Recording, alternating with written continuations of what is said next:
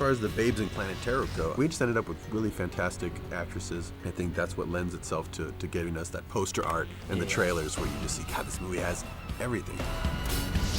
Rose McGowan, no one else could play Cherry. She has to be able to do the action, she has to be sexy and romantic. And I had written some music while I was writing the script, the main Grindhouse theme that you hear in the trailers. Rose, can you dance? Yeah, okay, well I'm gonna have you dance during the opening credits, and now you're a dancer. And that's when you lose your leg, it'll mean even more to the audience.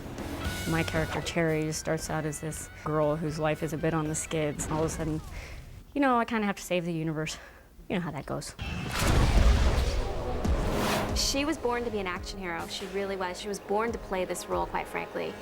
First of all, she's stunningly beautiful. Action! And she's got this great sense of comedic timing and physicality, which is so perfect for the role. Broke my leg. Okay, I made you something. My gun goes in strange places. I always ask Robert, how did you come up with the fact that I have a machine gun leg? And every time the answer is, well, I was sitting in traffic. And that's where it stops. I sit in traffic a lot. I don't often have machine gun legs that pop in my head, but that's just me. You okay? I'm just Cherry. Developing the character with Rose, it's the first time I really did it this way, where I came up with a machine gun leg and some of the gags for her, but I didn't really write any more in the other characters. I still only had that 30 pages, basically, for the other characters. So I thought, you know what? I'm getting so inspired by things Rose says. So just her personality. She told me, she's told me before that people tell her she should be a stand-up comedian and things like that. All that stuff came from her. I'm going to be a stand-up comedian. Really? You're not funny. And I put that in as a character, just adding her own unusual personality to create a character. And that's always, I like being inspired by actors, so I wrote maybe another 10, 20 pages, and then I stopped and started casting. And Quentin was like, well, you're casting already? I said, yeah, I'm gonna go meet the actors. When I find somebody, because I have enough scenes, at least one good scene for each character that they can read, and off of that, I'll know kind of who I like, and then I'll write the rest of the script with them in mind, so I can play to their strengths and play to their personalities. He goes, oh, that's an interesting idea. I go, yeah, I don't know if I'm just being lazy or because there's just so many characters that they're not, it's hard for me to see them very individual until I can really put a face to them, because I'm not writing for anyone in particular other than Rose. I always wanted to be a doctor. Instead, I can do this.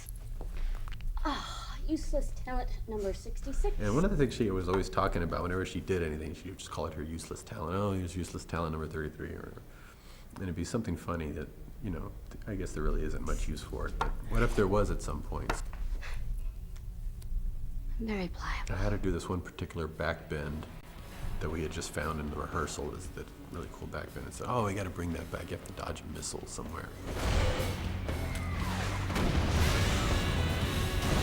And it always gets a cheer from the audience because it's been set up so much. But it's a very funny phrase because I guess we all have a lot of seemingly useless talents.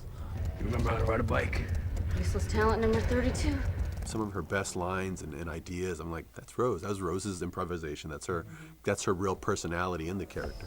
I thought you said if you saw a deer, you shouldn't fucking swerve. Strap a machine gun leg on that, and then it just takes off from there.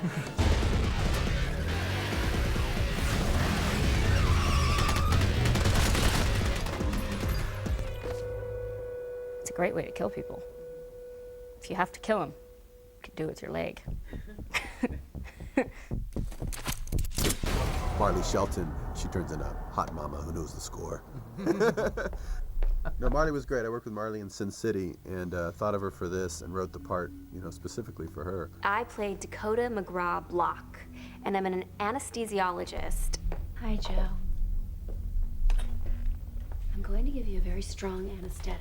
One of the ideas I'd had, that was a scene I'd carried around for a while. I'd heard from a friend of mine. Came and told me this story. He's like, yeah, it was so weird. This anesthesiologist came by and he had his called them his friends, and then he would say, this friend is just gonna take the sting off, and then this one's gonna do this, and then after this one, you'll never see me again. And sure enough, I passed out, and when I woke up, I never saw him again. And after my redheaded friend, you'll never see me again. Like, that's a great little, that guy has a routine down. He loves his job, so I wanted her to be that kind of person. And action. Well, the funniest thing about my character is the physicality of playing a character who can't use her hands. And funny enough, I have hyper-flexible wrists. So I was like, Robert, I was born to play this character because I can actually move my wrists like in a really bizarre way. Stupid human tricks. But so that was really fun for me, just, you know, playing the frustration. She's a doctor who's rendered awkward. She's someone who's hyper efficient, type A personality, always in control, who now is out of control.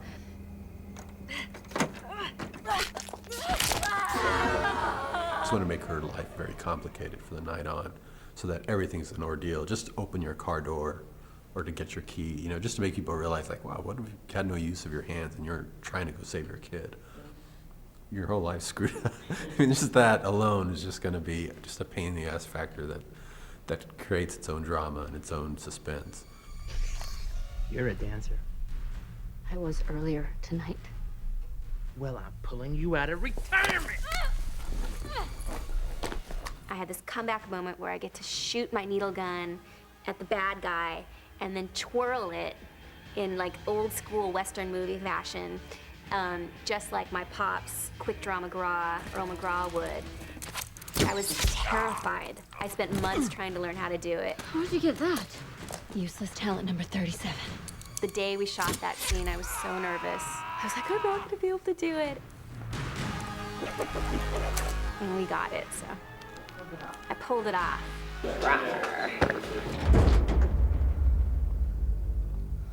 Fergie gets to play Tammy, which originally when I was writing it was based on a friend of mine named Tommy whose car broke down on the side of the road. And then I'm like, this is a Grindhouse movie. I'm gonna change Tommy to Tammy. And now it's a lesbian lover rather than a straight relationship. It's kind of the Grindhouse thinking. You always try to milk anything you could out of it. Thanks, JT.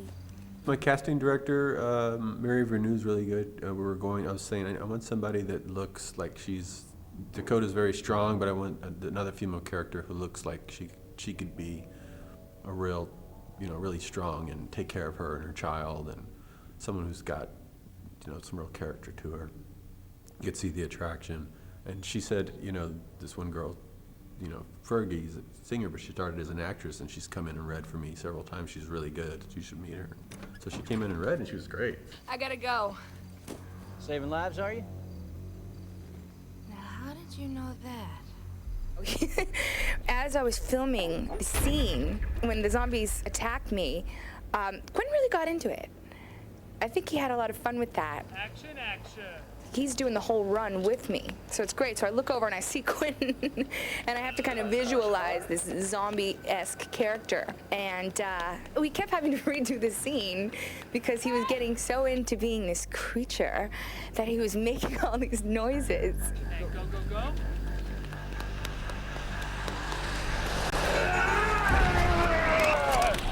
And he was blaming it on the other guys, but really, it was Quentin who was making all the noise. And so I'm doing the scene, right? And comes the part, and he starts biting me. Ooh, I got some good jump power there. I know. Look at this thing. It wasn't like a bite. She wasn't bleeding or anything, but certainly felt some teeth on flesh. But yeah, it happens. People get into their role. Quentin fucking bit me. And by the end of this shoot, I will bite. Ryan, 1 second. Yo. Gotta clean the front element, man. I remember when I was writing the script, I'm going, I've only got 3 babes in my movie. I don't know if that's enough for a Grindhouse. I guess I have to make 2. You got the twins. You got 5 babes in your movie. You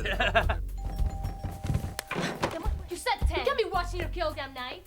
We got shit to do. That's right. We probably won't get any more babysitting jobs ever in our life after this. This is it. My nieces, I had an idea to cast some years ago when I first met them. They'd been living in Venezuela. They came up. They just moved to the States. They were just learning English. And they were crazy. They were just so wild and just so full of life, and they just finishing each other's sentences, and mixing English and Spanish, and just genuine characters. So I thought that'd be totally Grindhouse to have, you know, two twins just there, and they would just be nuts. Or even said in the script, they're not infected, they're just crazy. And then they turn into good girls at the end with machine guns and turn out to be good allies because they can fight, they're feisty, don't take shit from anybody. Fucking cool. We're like, give me the gun. I'm shooting everything. We shot everybody they told us to shoot to. People we weren't supposed to shoot to. We shot everybody. They told us, hey, stop. There's no monkey business going on, you know. Oh yeah, we were You're like serious. joking around, and they said, no, you can't do this, and they don't put the hand on the trigger. They always say, we always forget. Because, you know, playing when we're little, you know, we shoot guns all the time playing. Who's next? I am. All right. Oh my God, I'm scared. I'm so scared. Cool. Jeff Fahey sat us down, and he said, you listen to me. You hold that gun, you can kill somebody with that thing. And I was like, okay. So he held us accountable for it. It's so dangerous, you know? And the crew has been really understanding just because first film for us and first experience. So they have a lot of patience explaining to us how to deal with everything. We get stuck here, shoot, and we can If you look at the credits, it says, you know, starring, you know, Rose, Josh, this, and the crazy babysitter twins. It doesn't say their names. Where do you think you're going?